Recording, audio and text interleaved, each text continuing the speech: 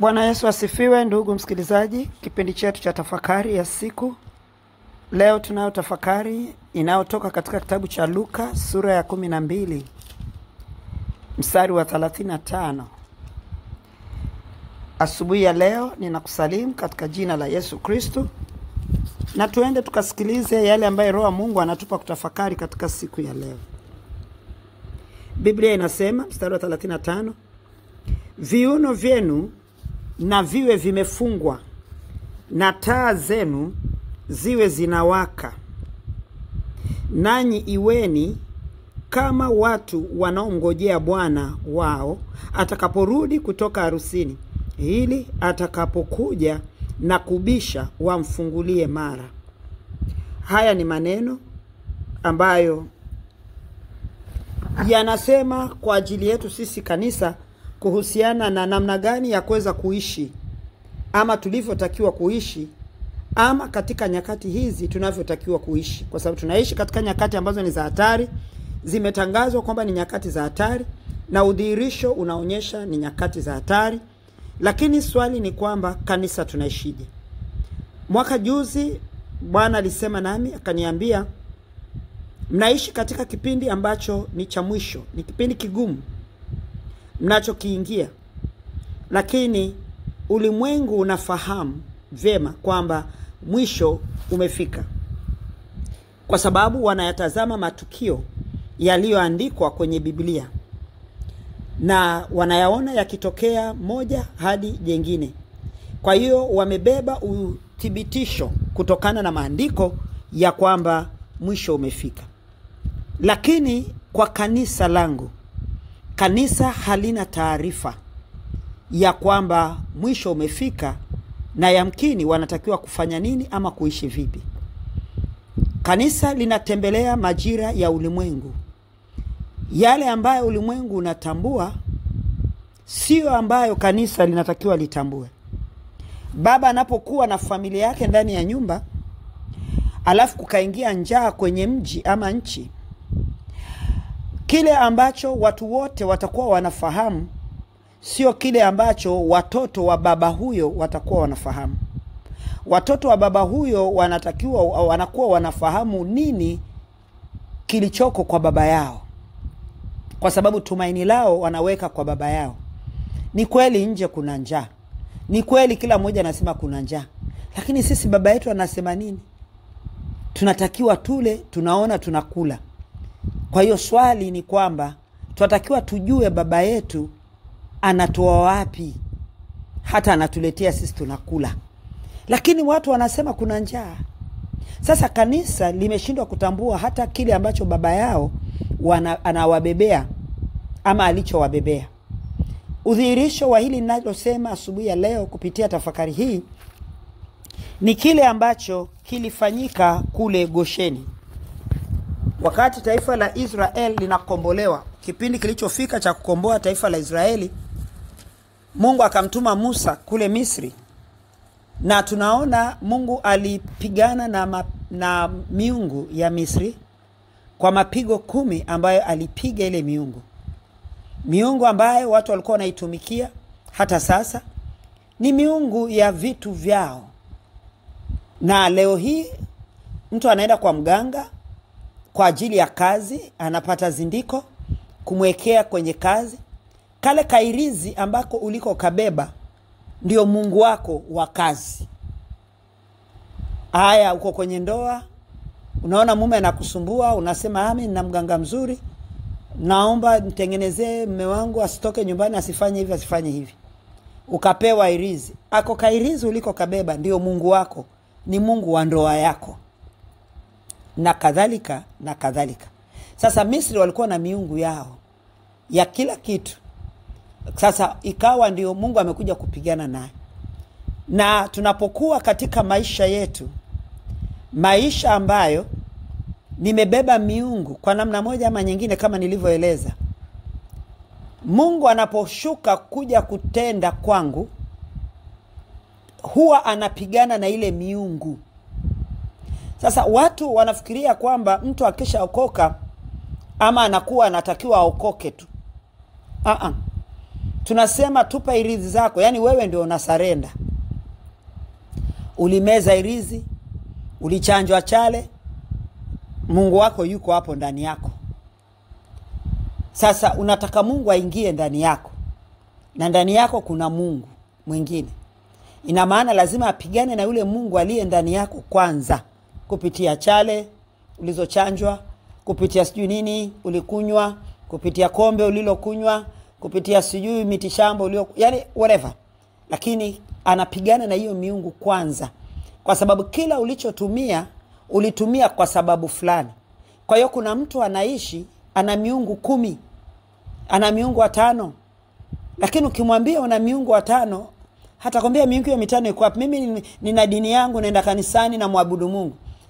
Kile ambacho ulichokihifadhi either ndani ya mwili wako ama kabatini kwako ama kwenye pochi yako, ambacho ndo kimefanya ama kinafanya kazi fulani, huyo ni Mungu. Huyo ni Mungu. Mwingine anaenda kwa mganga anatafuta kinga ya mwili. Una Mungu, ni Mungu wa mwili wako. Alafu unasema nilikuwa mimi yani siwezi, nakuta najaribu kufanya hivi lakini naona mwili wangu hauwezi, nataka kuacha kusengenya naona nashindwa, kwa sababu kuna Mungu bado yuko hai. Kuna Mungu ambaye bado yuko hai. Sasa anapotuambia hapa, viuno vyenu na viwe vimefungwa taa. Viwe vimefungwa na taa zenu ziwe zinawaka. Taa kuwaka na viuno kufungwa. Viuno kufungwa ni utayari, na taa kuwaka ni nuru. Sasa kuna watu wanaishi katika wokovu, hawajakuwa na utayari wa kuachilia miungu inayowashikilia. Farao alifanywa moyo kuwa mgumu. Kile kilikuwa ni kielelezo cha leo katika maisha yetu sisi kama kanisa. Chochote kilifanyika kwa taifa la Israeli ni kielelezo cha maisha ya kanisa ya leo. Kwa hiyo kuna watu ambao wanaishi na miungu hata leo na bado wameokoka, kwa sababu tu mioyo yao imekuwa migumu. Moyo wa Farao ndio ulifanywa ukawa mgumu.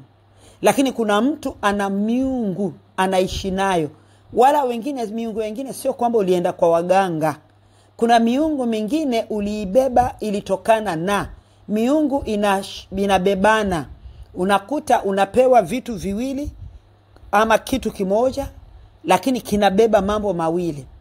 Kwa hiyo tunakuta kwamba kuna watu ambao mioyo yao ni migumu kuachana na vitu fulani kwa sababu ni miungu kwao.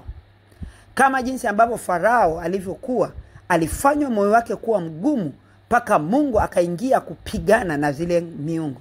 Sasa inapofika hatua ya kwamba mimi nimeshindwa kukaza viuno vyangu, kufunga viuno vyangu, kwa maana yake kujikaza nafsi yako, kiuno chako ni nafsi yako, kujikaza kwamba hata kama iwe nini nitabakia na Kristo. Nimelala njaa, nitabakia na Kristo. Siwezi kuuza utu wangu, nitabakia na Kristo. Tajiri anakuambia nilale na wewe, nifanye ngono na wewe ndipo nikupe kazi. Unasema siwezi kuuza utu wangu, kwa sababu tayari kwa kufanya vile umechupokea Mungu, na ile ni roho itakuwa inaendelea kufanya kazi ndani yako. Kwa hiyo tunatamka kwa neno la roho, lakini ni miungu. Sasa tunaona kwamba kuna watu ambao wana mioyo migumu kuachilia vitu, hadi Mungu anakuja kuingia ndani na kupigana na maisha yao, na sio na kupigana na miungu iliyokana kutawala maisha yao, kwa sababu wamekosa kuwa na utayari. Na ule utayari unawafanya washindwe kumngojea Bwana. Na ndio maana leo nakuta watu tunaishi tu kama vile tupo. Kuna mtu aliyeokoka hata ukimuuliza kwamba anamsubiri Yesu, aelewi kama anamsubiri Yesu. Yeye anaishi kwenye wokovu ili apate chakula, apate kile, apate kazi. Yuko ndani ya wokovu kwa sababu ya vitu vya mwilini. Huyo mtu hamngoji Bwana. Na huyo mtu nuru haiwaki ndani yake, kwa sababu ndani yake bado kuna miungu. Miungu ndio hiyo ambayo imempa yeye kukaa ndani ya wokovu ili aweze kufanikiwa katika mambo hayo ya nje. Sasa huo ni mchanganyo ambao hautakiwi.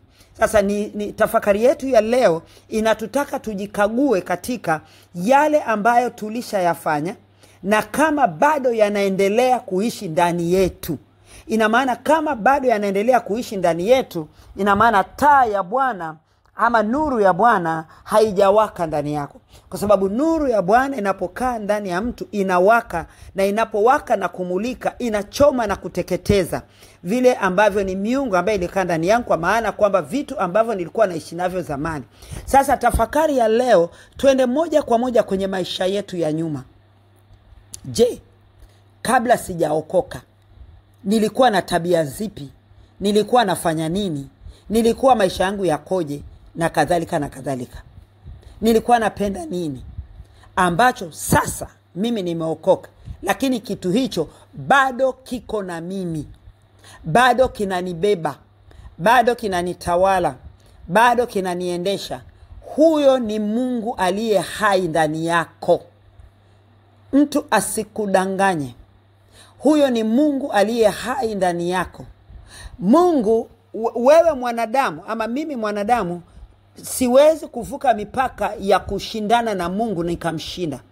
Kwa hiyo kile ambacho kiko ndani yako leo na umeokoka, ambacho umepoteza uwezo wa kushindana nacho ukakiacha, ina maana ni Mungu, na huyo ndiye anayekushikilia kwenye maisha yako na mwendo wako wa wokovu.